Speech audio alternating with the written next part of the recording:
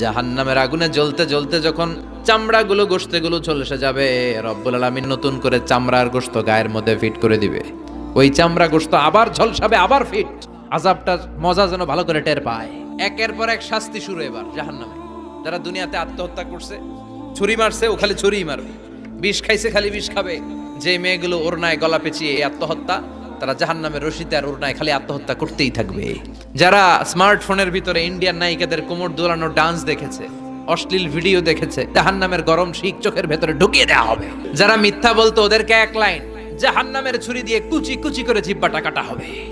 অন্যের জমি মেরে খেয়েছে এরকম ডাকাই তাছাড়া নাই, 7 জমিন ওর কাঁধে তুলে দেওয়া হবে। এবার ঘাড়ে কর।